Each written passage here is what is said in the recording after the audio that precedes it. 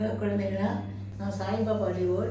இன்றைக்கி நான் சாய் சத்திரம் படித்து முடிக்கிறேன். போன வாரம் ஆரம்பித்தேன், ஒரு வாரத்தில் முடிச்சிடுவேன். அது முடிக்கிற அன்றைக்கி ஏதாவது ஒரு ஸ்வீட் பண்ணணும். அது பாபாவுக்கு ரொம்ப அவல் கேசரினா பிடிக்கும். அதனால் இன்றைக்கி நான் அவல் கேசரி பண்ண போகிறேன். கிருஷ்ண பகவானுக்கு அவல் கேசரி பண்ணால் ரொம்ப பிடிக்கும். எப்படி பண்ணுறது காட்டுற வாங்க குழந்தைகளாக பார்க்கலாம். தேவையான பொருட்கள்: அவல் எடுத்து கட்டி அவல் தான் வேணும். அதை வாங்கி அதை நல்லா ஊற வச்சுக்கணும். 2 மணி நேரம் ஊறணும். அது ஒரு கப்புக்கு 1/2 கப்பு தண்ணி விட்டு நம்ம அதை ஊற வச்சுக்கணும் நல்லா. அதுக்கப்புறம் அது திராட்சை, முந்திரி, சக்கரை வேணும். சக்கரை 1க்கு 2 எடுத்துக்கணும். ஏலக்காய் பொடி, கேசரி பொடி, நெய், இவை தான் இதுக்கு தேவையான பொருட்கள். அடுப்பத்தை வச்சு அதில் வானல் வச்சுட்டு சும்மா ஒரு 1/4 டம்ளர் தண்ணி ஊற்ற போகிறேன். விட்டுட்டு இந்த சர்க்கரையை அதில் சேர்த்துக்க போகிறேன்.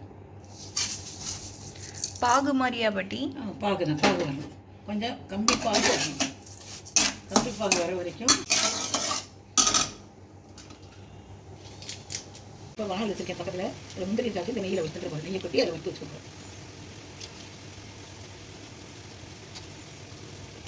இப்போ முந்திரியை பார்க்கணும்.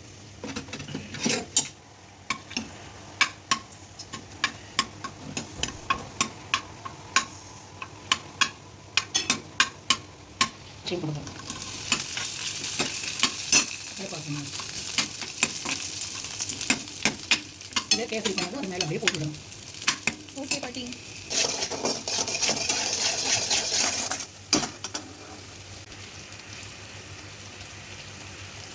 கம்பி பதம்னு சொன்னீங்க, அது எப்படி பார்க்குறது?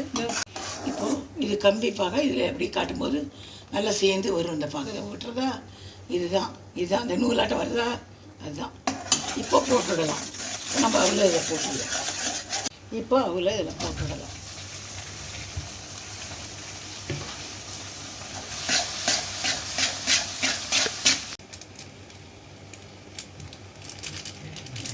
என்ன ஆட் பண்ணுற பட்டி?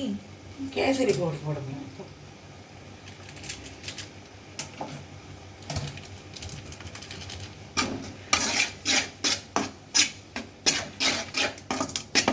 இது போடாமலே பண்ணலாம்ல?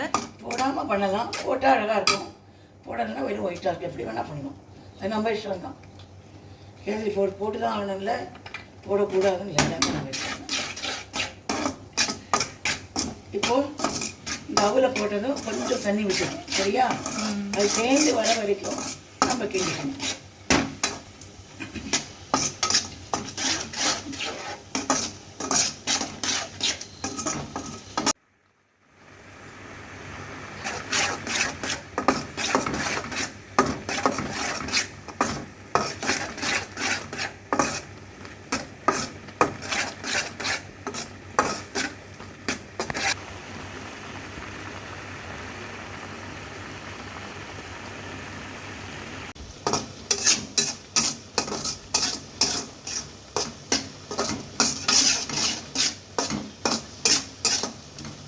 இது எப்படி உனக்கு தெரியும் பாட்டி இந்த டிஷ்ஷு?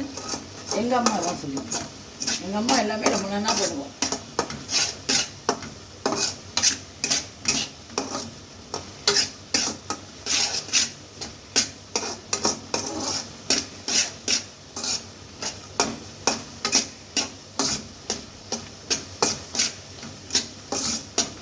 கேசரி அந்த பழத்துக்கு வந்துட்டு இப்போ நான் வறுத்த திராட்சை, முந்திரியை அதில் கொட்டுறேன். கொட்டிட்டு ஒரு கலரில் இப்போ சரியாக வந்துடும். கேசரி ரெடி. அவல் கேசரி ரெடி. இப்போ